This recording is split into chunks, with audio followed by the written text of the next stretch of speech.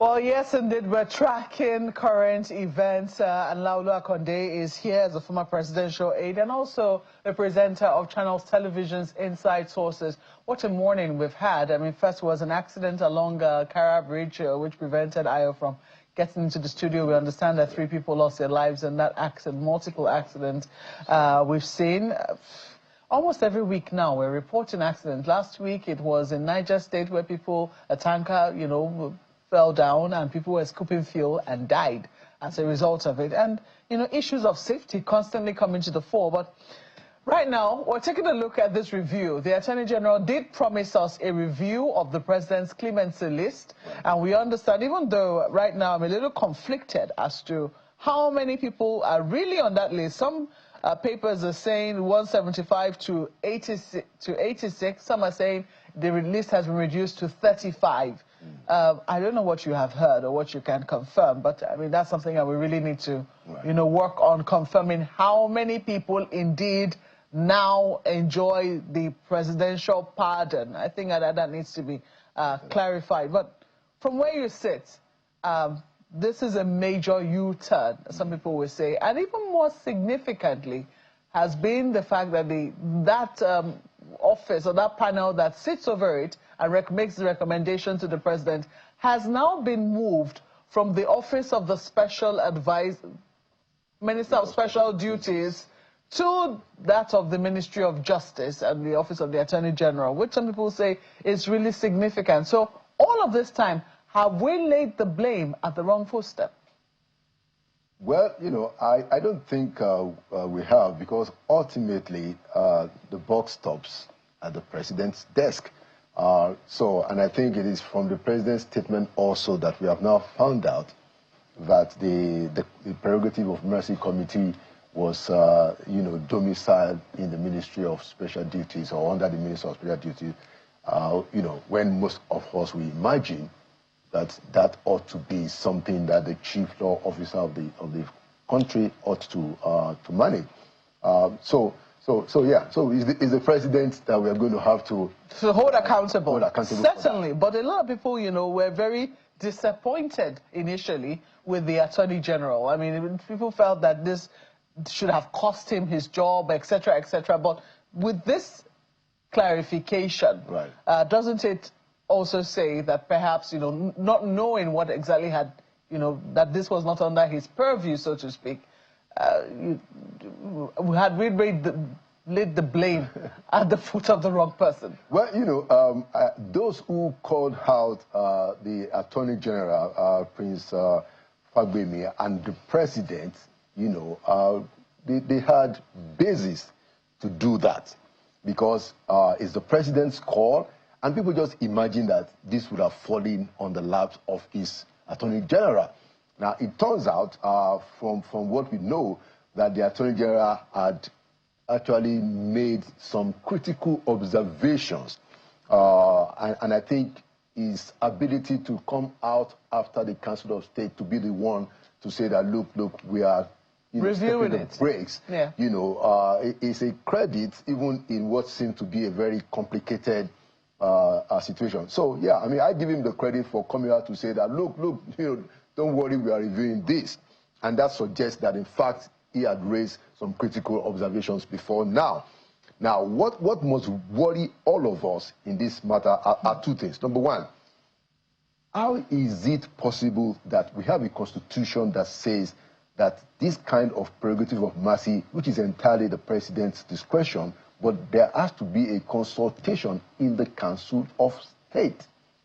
Now, was there a diligent consultation in the Council of State about this?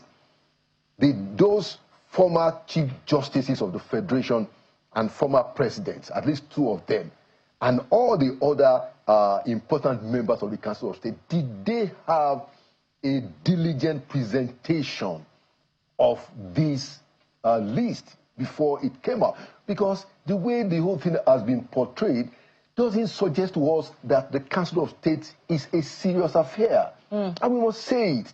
It doesn't suggest to us at all that when they call the Council of State, they know what they are doing. And it must worry all of us whether we are inside or outside of government. Okay, so that's the first thing. The second thing in this matter is that clearly, when the presidential pardon list got out, there were some people in the global space that were saying that you don't do this, especially regarding drug-related offenses. Some of the intelligence that led to the conviction of those people came from outside the country. Because this, I mean, drug, as you know, is essentially an international, there are international cartels. So you had some pushback in the global space, in the international community, that Mr. President, I'm sorry, you cannot do this. We were involved in some of the investigation. And to be fair to Mr. Onuga, he included that in his statement yesterday. He did say it, that there were bilateral obligations. Now, so you wonder that what has happened is a big shame on all of us as a people. But thank God, the president at least has done what is right, and the list has been cleaned up, and I think significantly so. So at least we can say that there is a remedy. But we must then go, the president must go beyond just relocating the secretariat of this thing to actually tell us how did this happen? There must be an investigation. There must be an investigation, because this is a national shame. And we shouldn't pretend about it at all. It questions what happened at the Council of State. How do we hold Council of State? Is this a serious affair at all? And then, how did we have those names apparently smuggled into the list? We need to have some people held responsible. Yeah, but some people will say that when you come to the Council of State, there's some things that are done on the basis of trust, and that it is done on the basis that I have never attended a Council of State meeting, but I'm just trying to imagine, because if the president of the country is the one presenting a list to the Council of State for review, they would imagine that the president has done his due diligence. Yeah. Isn't that correct? I think that is a good assumption. I mean, that is how it ought to be. Yeah. But because the Constitution also says that that consultation was to take place, it does not then free the members of the council of their own right, or of their own due diligence. It doesn't free them. Yes, absolutely. The president should come with a very settled case. I mean, it's the president. He even has the power to do it. But members of the council, those who attended, they also owe us an explanation. They owe us an explanation. We are already on the case of the president. We have compelled the president to move back. The president has stepped back. But the members of the Council of State, how did you guys sit down there? At least I'm asking in a respectable manner. Did you consider this matter diligently, or did you just pass the file? It's important to ask this question. And especially when you look at the number of people, 175, for clemency at once. I don't think we've seen that number, in a long time. All the list of, and I could be wrong, because this is just me working with my memory as a journalist in recent times. Well, 175, perhaps they should have taken a second look. That should have piqued their interest in the names that were on that list. And now we see that it's been significantly reduced, even though, I mean, I'm looking at this Nigeria now. This Nigeria says it's 175 to 35. Yeah, it's on their front page. There's a document that was attached to Mr. Onuga's statement that has the list of those who have. So we can go to that document and take it as authoritative. But your point is very germane that, it was a long list. I don't think the president's powers are constrained in that matter, but that showed that the level of diligence that ought to have been undertaken wasn't there. Should anybody be fired? I mean, by now... I believe that there has to be some consequences. We cannot continue with this level of national embarrassment, and then we cannot correct ourselves. The president has said, okay, look, we are cleaning up the list, and we commend him for that, for having the courage and the humility to say, oh, okay, but then how do we prevent this from happening the next time? He has moved the secretariat to the Ministry of Justice. Good. But the people who were found to have perpetrated this kind of national embarrassment, they should be at least publicly scolded. We look forward to seeing that, if indeed they'll take a recommendation. But there are a number of other issues. Last week we saw a protest asking for the freedom of Nnamdi Kanu. That protest happened on a Monday, and then we saw that he was supposed to open his defense. He's chosen to represent himself. He's fired his lawyers, and that matter is still on. I think the judges asked him to write, is it a closing address, to address them. Some people have said, look, it's unsure what it is that Mr. Kanu's strategy will be, but you have said that this should not be closed to a political solution. Yeah, that should be. Yes. Yeah. Do you see us, have you seen any steps in that direction? And you might also want to add to it this rumors of a coup that have refused to go away, especially when we now see the raid that was conducted. I think Mr. Timipre Silva confirmed that his Maitama residence was raided yesterday. Okay, so first on the Nnamdi Kanu situation, my view is that, look, we all saw some of the things that Nnamdi Kanu said and did.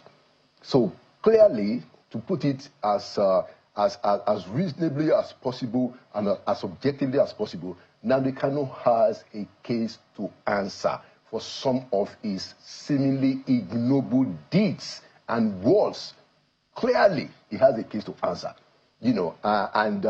Those who are trying to dress him in glowing robes, they are completely misguided. The only way for Nnamdi Kanu to sort this thing out is to prove in court that those allegations against him are not true. But he's not interested in that. Clearly, with his dilly-dallying. Today he says, oh, I don't have, my medical situation is not, I can't take a trial. Doctor said that you can't. Today he said that, okay, I'm firing my lawyers, I'll handle it myself. Oh, no, I'm not even going to make any argument anymore. So clearly he doesn't want to go through the legal process. And to balance it, we have to be honest with ourselves. And in this country, you have people like Sheikh Gumi.